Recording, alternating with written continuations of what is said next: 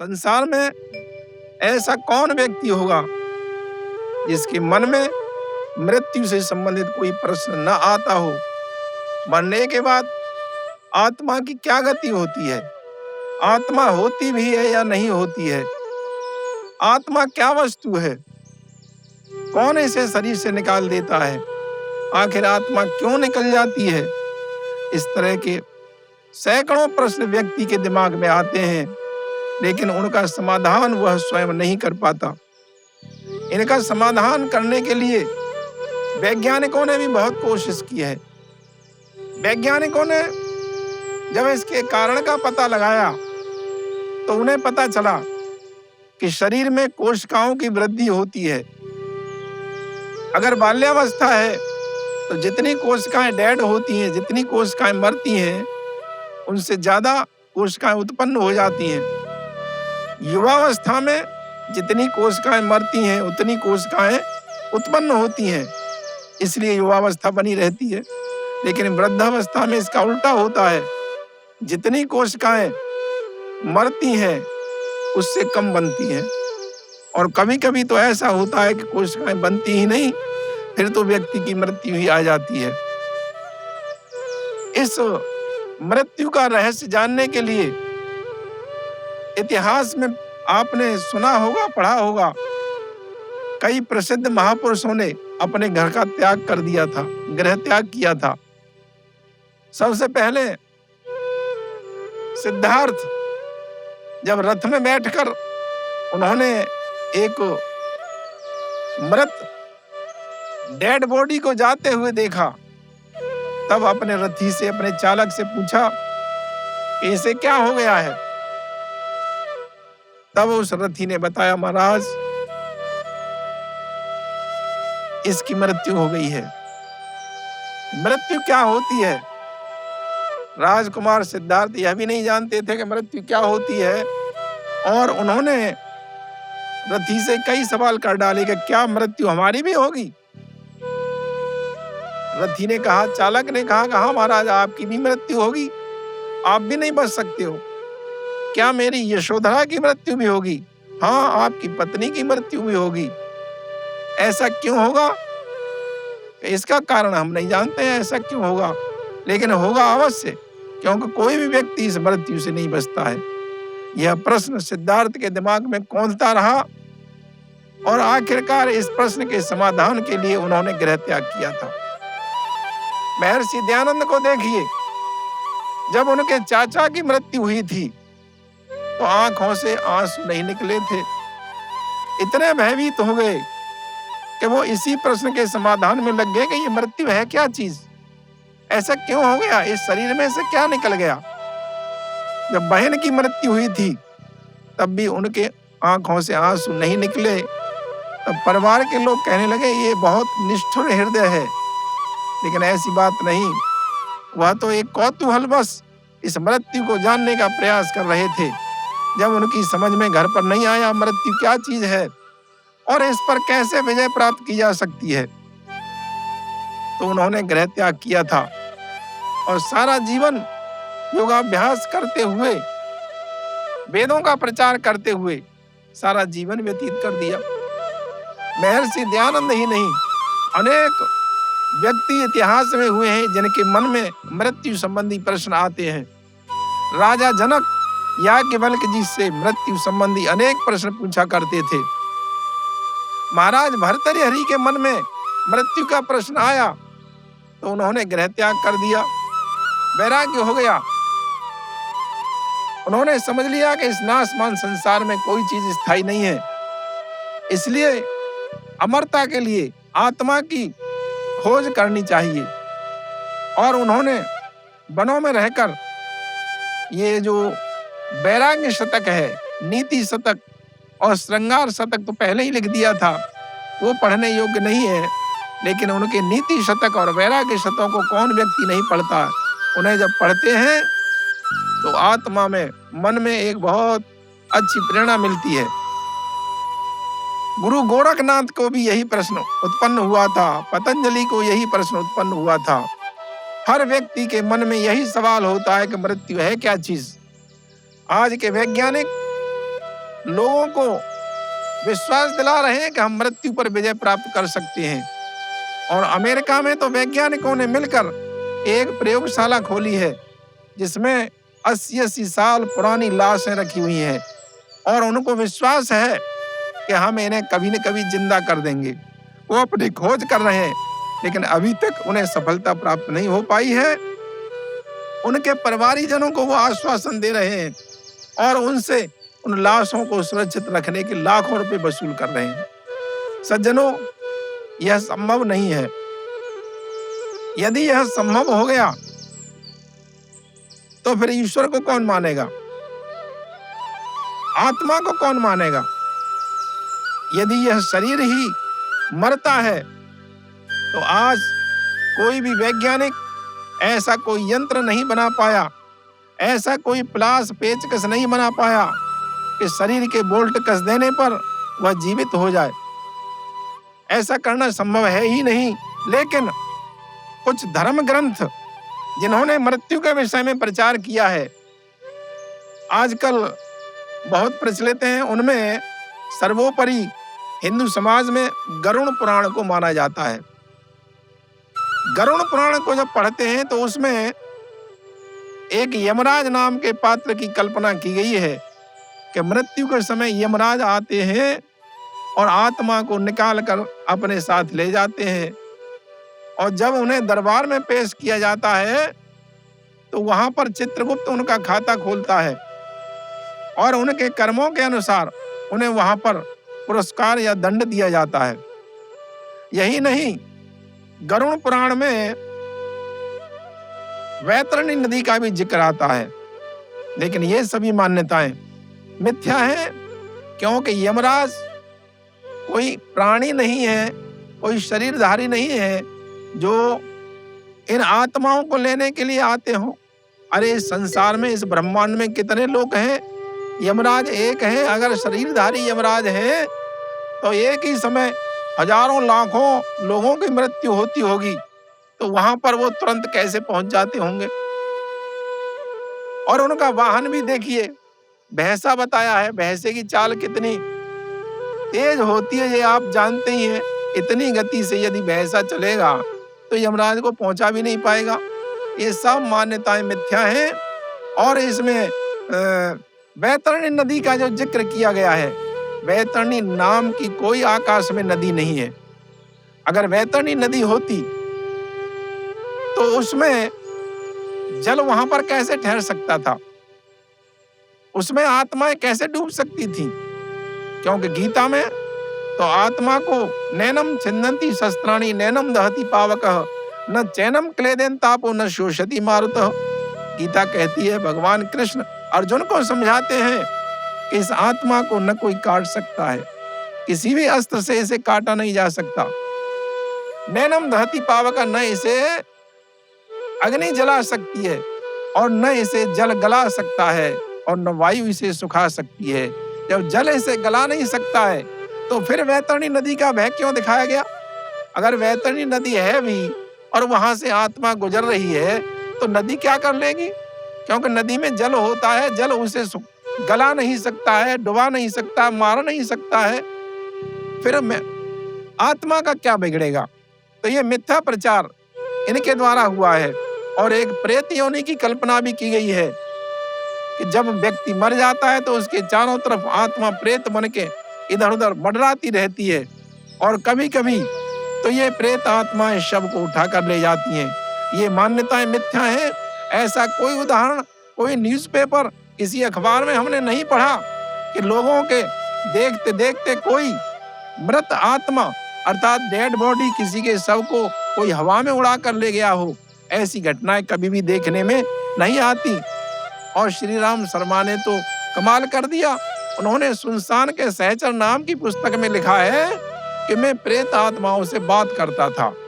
प्रेत आत्माओं से बात करने का झूठ उन्होंने कहां से लिया? गरुड़ पुराण से ही लिया होगा। लेकिन वेद मत के अनुसार जब मृत्यु होती है तो उस समय यमराज नाम के कोई भी प्राणी नहीं आते। यमराज जो है, यम तो परमात्मा का नाम है। यम जो है परमात्मा की शक्ति है जो उस आत्मा को धकेल के ले जाती है। यमराज ऐसे नहीं होते हैं जैसे कि गरुड़ पुराण में वर्णन किया गया है कि वो भैंसे पर सवार होकर आए और आत्मा को निकाल कर ले जाएं। वेद मत के अनुसार जब किसी व्यक्ति की मृत्यु होती है तो सबसे पहले उसे स्वप्न अवस्था प्राप्त होती है। देखिए, यहाँ से मृत्यु का रहस्य शुरू हो रहा है, इसे ध्यान से सुनिए। और उस स्वप्न अवस्था में व्यक्ति को जैसे उसके संस्कार होते हैं उसके अनुसार स्वप्न आने लगते हैं। किसी ने गरुड़ पुराण यदि पढ़ लिया है तो उसे यमराज ही दिखाई देते हैं, क्योंकि ये मन का स्वभाव है कि ये कल्पनाओं के आधार पर चित्र बना लेता है। जैसी कल्पना आप मन में रखोगे वैसे ही चित्र उस समय दिखाई देंगे। वह वस्तु नहीं है, लेकिन फिर भी कल्पना के आधार पर मन उसका चित्रण कर देता है। स्वप्न अवस्था में क्या होता है? संस्कारों के अनुसार या तो चित्र दिखाई देंगे या जो अपने जीवन में महापाप कर्म किए हैं उनकी स्मृति आने लगेगी। और इस स्वप्न अवस्था के आने से पहले सबसे पहले व्यक्ति का कानों से सुनना बंद हो जाता है। कितनी जोर की आवाज देते रहो वो सुन नहीं सकता है। आंखों से दिखाई देना बंद हो जाता है। नाक से घ्राण शक्ति समाप्त हो जाती है। जिह्वा से रस समाप्त हो जाता है, क्योंकि ये जो ज्ञानेंद्रियां हैं ये आत्मा के पास इकट्ठी होने लगती हैं। स्वप्न अवस्था में केवल यह होता है कि आत्मा का इस स्थूल शरीर से बंधन ढीला होता जाता है और उसके कुछ क्षण बाद ही सुषुप्ति अवस्था आ जाती है। सुषुप्ति कहते हैं मूर्छा को। मूर्छित अवस्था आ जाती है, बेहोशी की अवस्था आ जाती है। और उस बेहोशी की अवस्था में जो 5 ज्ञानेंद्रियां हैं और प्राण हैं ये इकट्ठे होने लगते हैं आत्मा के पास में। आत्मा प्रकाशित होने लगता है। उस समय जीवात्मा किसी की बात सुन नहीं सकता, क्योंकि सारी इंद्रियां उसके पास आ गई हैं। किसी भी इंद्री से कुछ भी महसूस नहीं होता है। उसे कुछ भी सुनाया जाए न सुनेगा, कुछ भी खिलाया जाए न खाने की इच्छा व्यक्त करेगा। तो वह अवस्था, बेहोशी की अवस्था के तुरंत बाद विश्रांति काल होता है। विश्रांति काल बहुत क्षणिक होता है, लेकिन जिन व्यक्तियों ने जीवन भर मानसिक कार्य किया है उनके लिए यह विश्रांति काल अधिक समय का होता है। इसके बाद में आत्मा को परमात्मा उस शरीर से खींच लेता है और आत्मा परमात्मा के अधीन होकर गति करने लगती है। यहाँ पर न कोई प्रेत योनि होती है, न कोई प्रेत होता है, न कोई यमराज होते हैं, न कोई चित्रगुप्त होता है। केवल परमात्मा की शक्ति है और परमात्मा को ही यम कहते हैं और यम वायु का नाम भी है। तो परमात्मा ही उस आत्मा को अपनी शक्ति से धकेलता है, जिधर ले जाता है उधर ही वो चलने लगती है, क्योंकि उस समय आत्मा तो मूर्छित अवस्था में होती है, बेहोशी की अवस्था में होती है। उसे कुछ नहीं पता, वो स्वयं अपनी इच्छा से न कहीं जा सकती है और न कहीं आ सकती है। आइए, इस मृत्यु के रहस्य को जानने के लिए हमें सबसे पहले समझना होगा इस संसार में कितनी चीजें नित्य हैं, शाश्वत हैं। तो देखिए, वेदों के अनुसार 3 चीजें नित्य हैं, शाश्वत हैं, अविनाशी हैं, जिनका कभी नाश नहीं होता, सनातन है। वो कौन कौन सी वस्तु हैं? पहली वस्तु आत्मा, दूसरी परमात्मा और तीसरी प्रकृति। यहाँ प्रकृति का मेरा अर्थ स्थूल प्रकृति से नहीं है, बल्कि मूल प्रकृति से है। इन 3 वस्तुओं को यदि हमने समझ लिया तो मृत्यु के रहस्य को समझ सकते हैं। आजकल तो लोग न आत्मा को मानते हैं न परमात्मा को मानते हैं, लेकिन जब किसी की मृत्यु हो जाती है तो तब उनसे प्रश्न किया जाए, इसमें से निकल क्या गया? तुम कह रहे हो कि आत्मा नहीं होती है, तो फिर इसमें से निकल क्या गया? सारा शरीर ज्यों की त्यों पड़ा हुआ है, इसे जीवित क्यों करके दिखा दो, तब तो हम माने कि आत्मा नहीं होती है। लेकिन उनके पास इन प्रश्नों का कोई समाधान नहीं है और वो बिना तर्क के ये कहते हैं कि आत्मा नहीं है। इसी तरह से परमात्मा को नहीं मानते हैं। तो ये 3 चीजों को बिना माने मृत्यु का रहस्य समझ में आने वाला नहीं है। आत्मा भी होती है, परमात्मा भी होते हैं और प्रकृति भी होती है। आत्मा की क्या विशेषताएं होती हैं? देखिए, वैश्लेषिक दर्शन के अनुसार और न्याय दर्शन के अनुसार आत्मा के 6 चिन्ह होते हैं: इच्छा, द्वेष, प्रयत्न, सुख, दुख और ज्ञान। जहां ये 6 चीजें होती हैं वहां आत्मा होती है, क्योंकि जड़ पदार्थों में कभी इच्छा उत्पन्न नहीं होती। कोई भी जड़ वस्तु हो उसमें कोई इच्छा होती नहीं है। न वो कुछ खाना चाहती है, न कुछ पढ़ना चाहती है, न कहीं जाना चाहती है, न घूमना चाहती है। जड़ पदार्थों में क्या इच्छा होगी? इच्छा होती है तो केवल चेतन में ही होती है, और चेतन केवल 2 ही तत्व हैं, आत्मा और परमात्मा। और प्रकृति तो जड़ है, इसमें कोई इच्छा उत्पन्न नहीं होती है। वेद कहता है, यजुर्वेद के 40वें अध्याय का 15वां मंत्र है, वायुर अनिलम अमृतम इदम भस्मांतम शरीरम ओम कृतो स्मर क्लिबे स्मर कृतम स्मर। इसका अर्थ यह है कि यह जो जीवात्मा है यह पंचभूतों की बनी हुई नहीं है। वायु का मतलब जीवात्मा, अनिलम पंचभूतों की बनी हुई नहीं है। वायुर अनिलम इदम भस्मांतम शरीरम, और यह जो शरीर है यह पंचभूतों का बना हुआ है, यह भस्म होने वाला है। तो आगे परमात्मा कहते हैं ओम कर तो स्मर, हे आत्मा, हे जीव, तू ओम का स्मरण कर, किलवे स्मर, अपने किए हुए कर्मों को याद कर, कृतम स्मर, तुमने जो महापाप किए हैं उन्हें भी स्मरण कर। तो यहाँ इस मंत्र से सिद्ध होता है कि आत्मा शरीर में होती है और वह निकल जाती है तब शरीर को ही जलाया जाता है, उसी को भस्म किया जाता है। गीता का जो प्रसिद्ध श्लोक अभी मैंने बताया था, नैनम छिन्दन्ति शस्त्राणि नैनम दहति पावकः न चैनम क्लेदयन् तापो न शोषति मारुतः, इस आत्मा को कोई भी नहीं नुकसान पहुंचा सकता।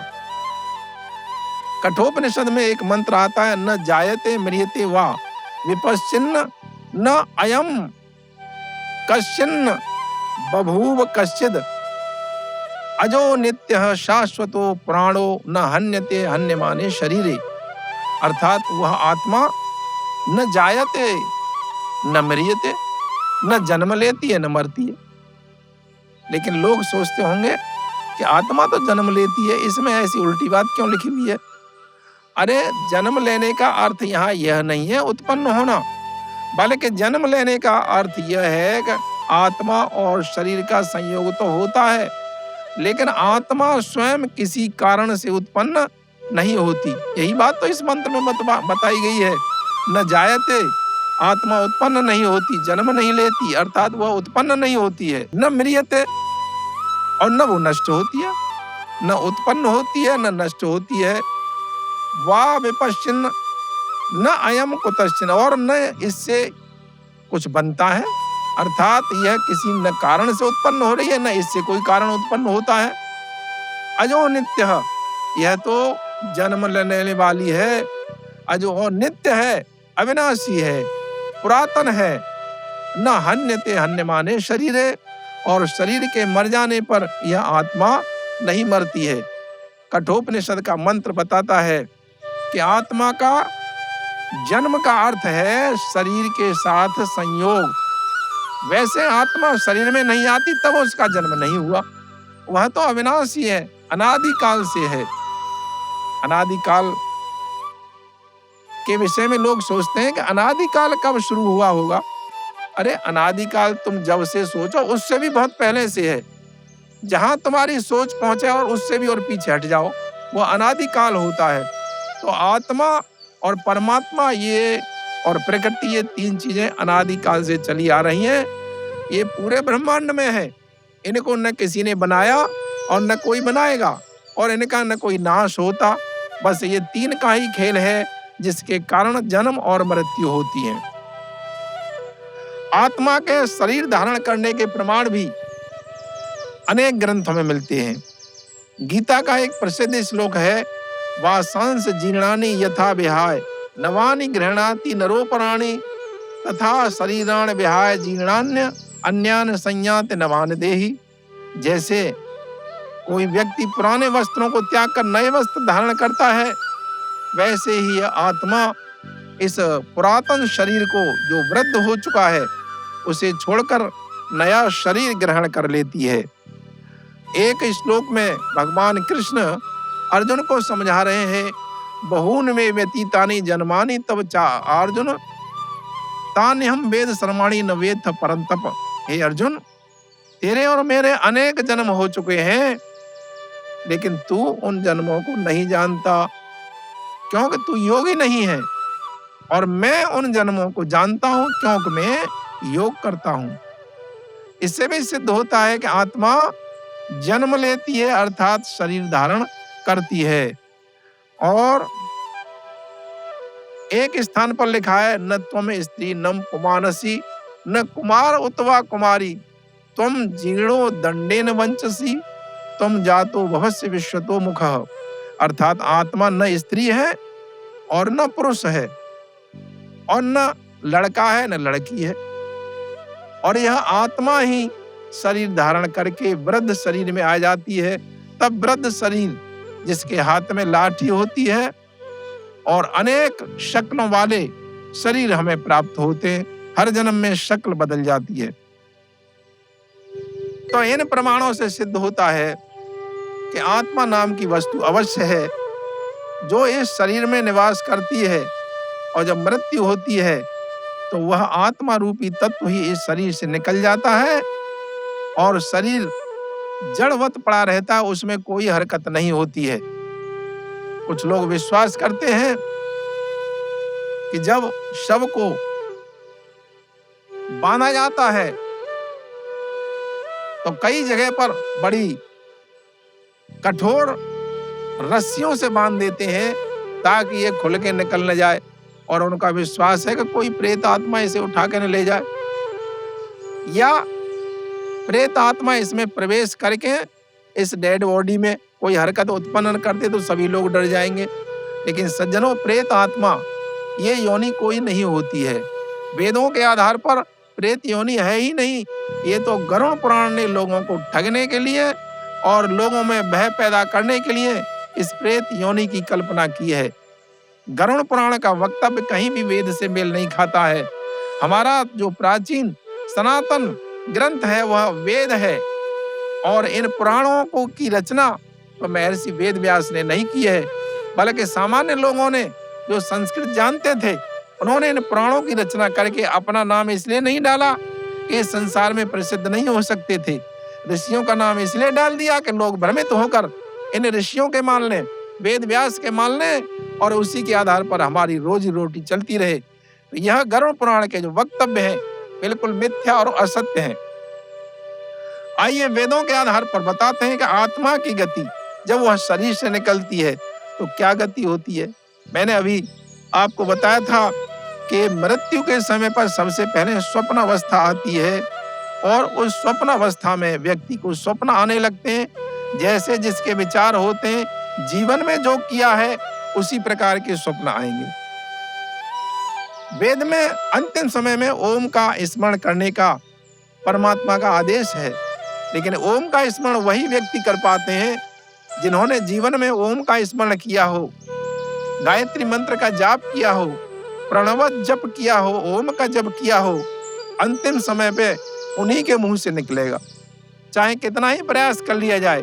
उस समय व्यक्ति जिसने ओम का जाप नहीं किया उसके मुंह से निकल ही नहीं सकता है। केवल वही निकाल सकता है जो जीवन में पहले भी करता रहा है। तो मैं आपसे कह रहा था कि जब स्वप्न अवस्था आती है तो स्वप्न अवस्था के तुरंत बाद सुषुप्ति अवस्था आती है, जिसमें आत्मा बेहोश हो जाती है और उसे कुछ भी पता नहीं लगता, अपनी स्थिति का कोई उसे जानकारी नहीं होती। उस समय क्या होता है, परमात्मा अपनी शक्ति से इस आत्मा को शरीर से बाहर निकाल लेता है, और बाहर निकालने के बाद पहली गति उन जीवों की होती है जिन्होंने जीवन भर पाप कर्म किए हैं। धोखे से कोई एक आध अच्छा कर्म हो गया हो, ऐसे जीवों को परमात्मा तुरंत जन्म देता है, क्योंकि इसका प्रमाण बृहदारण्य के उपनिषद में तृण जलायुका के दृष्टांत से मिलता है। तृण जलायुका एक कीट होता है, एक गिडार जैसी होती है। वह किसी तिनके पर जब चल रही होती है तब अगले तिनके को जब तक ग्रहण नहीं करेगी तब तक पिछले को नहीं छोड़ती है। तो उसमें उदाहरण दिया कि जिस प्रकार तृण जलायु का अगले तिनके को ग्रहण करने के बाद में पिछले तिनके को छोड़ती है, ऐसे ही जीवात्मा जिनके पाप कर्म ही 99% है, वो अगला शरीर आधार रूप में प्राप्त करके पिछले को तुरंत छोड़ देती हैं और उसमें मुश्किल से 1-2 सेकंड का समय लगता होगा। यह सब अनायास ही नहीं होता, बल्कि परमात्मा की व्यवस्था से होता है। यहाँ न कोई यमराज होता है, न कोई चित्रगुप्त होता है, हिसाब लगाने की जरूरत ही नहीं है। अंतःकरण पर उसके संस्कार अंकित होते हैं, परमात्मा के ज्ञान में संस्कार होते हैं, वहां चित्रगुप्त की कोई आवश्यकता नहीं है। यह अंतःकरण, यह मन ही चित्रगुप्त होता है। मैं आपसे कहना चाह रहा हूं कि जो पापी मनुष्य होते हैं वो जायस मृष कोटि के होते हैं और उन्हें मृत्यु के तुरंत बाद जन्म मिल जाता है। उन्हें उन अवस्थाओं से नहीं गुजरना पड़ता है कि जिन अवस्थाओं से सकाम कर्म करता जीवों को गुजरना पड़ता है। जो सकाम करता जीव होते हैं वह 13 अवस्थाओं से गुजरते हैं और उन अवस्थाओं में सबसे जो पहली अवस्था होती है वो होती है धूम्र अवस्था। धूम्र अवस्था, ये धूम्र अवस्था क्या है? किसी विद्वान ने या किसी लेखक ने इन अवस्थाओं की एक्सप्लेनेशन, कोई स्पष्टीकरण तो नहीं किया है, लेकिन इतना अनुमान होता है कि यह जो अवस्थाएं हैं आनंद की अवस्थाएं हैं। अर्थात धूम्र अवस्था में जीवात्मा को नाम मात्र का आनंद परमात्मा महसूस करा देता है। उस अवस्था को धूम्र अवस्था कहते हैं, क्योंकि धुएं में नाम मात्र का ही प्रकाश होता है। तो इस आनंद की तुलना प्रकाश से कर दी है समझाने की दृष्टि से। वैसे वो प्रकाश नहीं होता, लेकिन समझाने के लिए किसी न किसी पदार्थ का तो नाम लेना ही पड़ेगा, तभी लोगों की समझ में आएगा। तो धूम्र दशा जो है उस दशा का नाम है जब जीवात्मा को परमात्मा की तरफ से नाम मात्र का आनंद महसूस होने लगता है। उसके बाद में रात्रिवत दशा आती है और आनंद बढ़ जाता है। कृष्ण पक्षी दशा आती है और आनंद बढ़ जाता है। दक्षिणायनी षटमास की दशा आती है, आनंद फिर दूना हो जाता है। उसके बाद में पैतृक दशा आती है, पैतृक दशा में फिर आनंद बढ़ जाता है, आकाशीय दशा प्राप्त होती है। उसके बाद चंद्रमासी दशा में सर्वाधिक आनंद आता है। यह 7 अभौतिक स्थितियां उन जीव आत्माओं की होती हैं जिन्होंने जीवन में सकाम कर्म अधिक किए हैं। सकाम कर्म कर्ताओं की ये 7 अभौतिक अवस्थाएं हैं और उसके बाद में पुनः उन्हें भौतिक अवस्थाएं प्राप्त होती हैं। ये भौतिक अवस्थाएं हैं चंद्रमासी अवस्था, उसके बाद में आकाशीय अवस्था, वायवीय अवस्था, धूम्र अवस्था, अभ्र अवस्था, मेघ अवस्था। मेघ अवस्था में क्या होता है कि ये जो अवस्थाएं हैं ये पंचभूत हैं। आकाशीय अवस्था, आकाश एक पंचभूत होता है, तो आत्मा आकाश तत्व के साथ होती है। वायवीय अवस्था में आत्मा वायु के साथ होती है। अभ्र अवस्था में आत्मा वायु के समूह के साथ होती है। धूम्र अवस्था में आत्मा जलवाष्प के साथ होती है और मेघ अवस्था में आत्मा बादलों के साथ होती है। ये 7 और 6 13 अवस्थाएं हैं।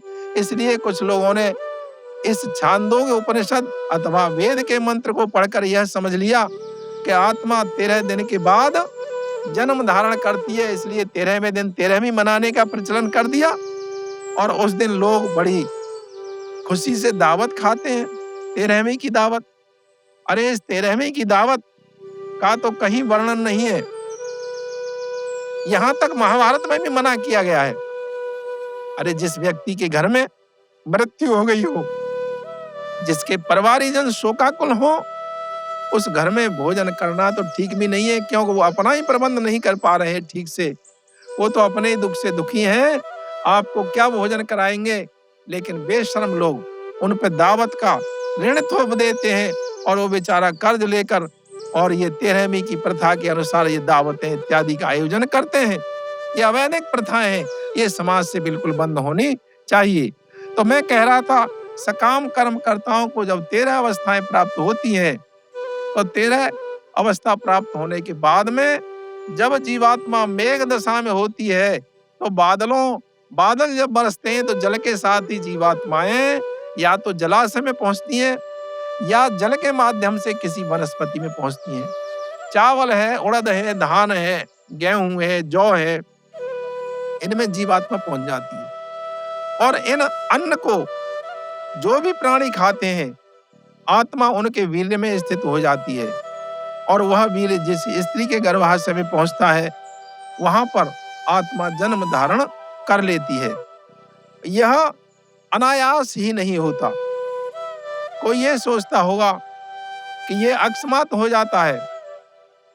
जहां पर जन्म होना है उस वनस्पति को उसी परिवार का वही व्यक्ति खाएगा जहां जन्म होना है। यह सब ईश्वरी व्यवस्था से ही होता है। लेकिन कभी कभी आत्माएं जब किसी जलाशय, समुद्र या नदी, झील में पहुंचती हैं, तब वहां पर जिस प्राणी के शरीर में वो पहुंचती हैं, तब छोटे छोटे प्राणी उनको बड़े बड़े प्राणी भक्षण करते रहते हैं। तब आत्मा एक शरीर से दूसरे शरीर में बंधती रहती है और वहां से आत्मा का निकलना बड़ा कठिन हो जाता है। इसलिए तुलसीदास कहते हैं, बड़े भाग्य मानुष तन पावा, सुर दुर्लभ मुनि ग्रंथन गावा। बड़े भाग्य से मनुष्य का तन मिलता है, क्योंकि कहीं ये स्थिति आ गई, किसी जलाशय में फंस गई आत्मा और वहां किसी मछली ने उसे खा लिया और मछली को मगरमच्छ ने खा लिया, तब यह आत्मा उनके शरीर में न जाने कितने वर्ष तक बंधी रहेगी। तब यह मनुष्य का जन्म प्राप्त होना कितना कठिन होगा। इन बातों को ध्यान में रखते हुए हमें विचार करना चाहिए कि यह मनुष्य जन्म कितना अनमोल है। परमात्मा की कृपा से जिस वनस्पति में हम गए होंगे, उस वनस्पति को परमात्मा की इच्छा अनुसार जिस व्यक्ति ने खाया होगा और उसके वीर्य से हमारा जन्म हुआ है। तो ये सकाम कर्म कर्ताओं की जो 13 अवस्थाएं हैं, ये 13वीं के लिए नहीं है, ये अवस्थाओं के नाम है, ये दिन नहीं है। लोगों ने इसे दिन समझ लिया है और 13 दिन के बाद 13वीं करने का प्रचलन कर दिया है। यजुर्वेद के 39वें अध्याय का 6वां मंत्र है, सविता प्रथमे अहन्न अग्निर्द्वितीये वायु तृतीये आदित्य चतुर्थे चंद्रमा पंचमे ऋतु षष्ठे मरुतः सप्तमे बृहस्पतिर अष्टमे मित्रो नवमे वरुणो दसवें इंद्र एकादशे विश्व देवा द्वादशे। इसमें 12 अवस्थाओं को वर्णन किया गया है। यह उन जीवात्माओं के लिए है जिनको मोक्ष प्राप्त होना है, अर्थात जिन्हें शरीर नहीं मिलेगा, शरीर से उन्हें वंचित कर दिया जाता है। उन्होंने इतना पर्याप्त परिश्रम कर लिया होता है कि उन्हें मोक्ष का अधिकारी मानकर परमात्मा इन 12 अवस्थाओं से गुजारता है। पहली अवस्था है सविता और दूसरी अवस्था है अग्नि। सविता सूर्य को कहते हैं। तो सूर्य अवस्था कैसी होती होगी, इसकी कल्पना कोई नहीं कर सकता। यह तो वही आत्माएं बता सकती हैं कि जिन्होंने यह अवस्था प्राप्त की होगी। लेकिन परमात्मा की कृपा से और परमात्मा के नियम से इन अवस्थाओं की स्मृति उन आत्माओं को नहीं होती है जब वह पुनः जन्म धारण करके इस संसार में आती हैं। इसलिए केवल वेद को प्रमाण मानते हुए हमें यह विश्वास करना होगा कि यह आत्माओं को जो 12 स्थितियां, 12 अवस्थाएं प्राप्त होती हैं, उन अवस्थाओं के बाद में सबसे अंतिम अवस्था विश्व देवा कहते हैं। संसार के इस ब्रह्मांड के सबसे बड़े देव अर्थात परमात्मा की अवस्था प्राप्त होने का मतलब है कि परमात्मा के आनंद में लीन होना, यही विश्व देवा की अवस्था है। और जो सविता की अवस्था है वो प्राथमिक अवस्था है। प्राथमिक अवस्था से लेकर अंतिम अवस्था ब्रह्मानंद की है और ब्रह्मानंद में आत्मा डूबी हुई आनंद में मग्न रहती है। उस समय राजा जनक याज्ञवल्क्य जी से पूछते हैं कि मोक्ष में आत्मा क्या करता है। यदि उसका अंतःकरण नहीं होता है, इंद्रियां नहीं होती हैं, तो फिर वह आनंद कैसे भोग लेता है। तो याज्ञवल्क्य जी जनक को समझाते हैं, राजन, मोक्ष की अवस्था में आत्मा न सुनती है, न देखती है, न सूंघती है और न चखती है, बल्कि उसको परमात्मा की कृपा से एक संकल्प शरीर, एक संकल्प शक्ति प्राप्त होती है और वह अपने आप को परमात्मा से अलग नहीं समझती। जिस वस्तु की उसे इच्छा होती है, संकल्प मात्र से वह वस्तु का आनंद उसे आने लगता है। यह मोक्ष की अवस्था में होता है। कुछ लोग कहते हैं कि मोक्ष में क्या वहां किसी से बातचीत भी कर सकते हैं? हाँ, मोक्ष में मोक्ष आत्माओं से ही बातें कर सकती हैं। मोक्ष की आत्माएं यहाँ सांसारिक व्यक्तियों से बातें नहीं करती हैं। हाँ, कोई योगी हो, अगर उनसे मोक्ष आत्माएं बात करें तो वो एक अलग बात है। तो यह मोक्ष की जो अवस्था है ये बड़ी विचित्र है। इसकी अवस्था 12 अवस्थाओं से गुजरने के बाद जो आनंद प्राप्त होता है, उस आनंद को पाने के लिए महर्षि पतंजलि ने जो योग दर्शन शास्त्र लिखा है, उस शास्त्र को हमें पढ़ना चाहिए और तदनुसार हमें परिश्रम करना चाहिए। तभी ये अवस्थाएं और परमात्मा का आनंद हमें प्राप्त होगा। अरे ये मोक्ष की अवस्था कितनी लंबी है। वेद कहता है कि 36,000 बार सृष्टि का सृजन हो जाता है और सृष्टि का प्रलय हो जाता है। इतनी बड़ी संख्या में यह अवधि है। इसको वर्षों में यदि आकलन किया जाए तो इसका आकलन करने पर गणित की दृष्टि से ये 31 नील 10 खरब 40 अरब वर्ष बैठती है। 31 नील 10 खरब 40 अरब वर्ष तक मोक्ष में आत्माएं आनंद प्राप्त करती हैं। इतने लंबे आनंद के बाद जब वो आनंद से अकुता जाती हैं, उन्हें आनंद भी फिर ठीक नहीं लगने लगता है। इतनी अवधि होने के बाद तो फिर आत्माएं परमात्मा से प्रार्थना करके उन्हें पुनः संसार में भेजा जाता है। सज्जनों, यह मैंने संक्षेप में आपके सामने मृत्यु का रहस्य रखा है। कुछ लोग समझते हैं कि इस मृत्यु के दुख से बचा कैसे जाए। तो मैंने शुरू में एक मंत्र बोला था, वेदाहमेतम पुरुषम महांतम आदित्य वर्ण तमसा परस्तात् तमेव वेदत्वात् मृत्युवेति नान्य पंथा विद्यते यनाय। उस परम पुरुष जिसका आदित्य वर्ण है, सूर्य के समान प्रकाशशील और अंधकार से परे, उस परमात्मा को जानने पर मृत्यु के भय से, मृत्यु के दुख से छूट जाते हैं। इस मृत्यु के दुख से छूटने का अन्य कोई उपाय नहीं है।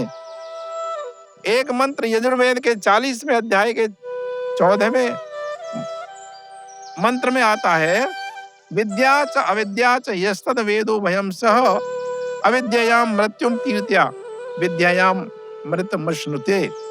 विद्या और अविद्या को जो लोग साथ साथ जानते हैं, विद्या क्या है, अविद्या क्या है, तो आगे लिखा अविद्यायाम मृत्युम तीर्थे, अविद्या से मृत्यु को पार कर जाते हैं। तो यहाँ अविद्या का अर्थ अज्ञान नहीं है। अविद्या का अर्थ है कर्मोपासना। कर्मोपासना से जो हम प्राणायाम और जप इत्यादि करते हैं, यह कर्मोपासना में आता है। तो इससे मृत्यु को तर जाते हैं, अर्थात मृत्यु का दुख प्राप्त नहीं होता। और विद्यायाम अमृतमश्नुते, और विद्या से अमृत तत्व अर्थात परमात्मा की प्राप्ति कर लेते हैं। विद्या वह ज्ञान है जो समाधिस्थ अवस्था में प्राप्त होता है। उस ज्ञान से, उस अनुभूति से, उस एक्सपीरियंस से जब परमात्मा को प्राप्त कर लेते हैं, तब मृत्यु का दुख बहुत लंबे काल तक के लिए छूट जाता है। इन्हीं शब्दों के साथ वाणी को विराम देता हूँ। ओम शम।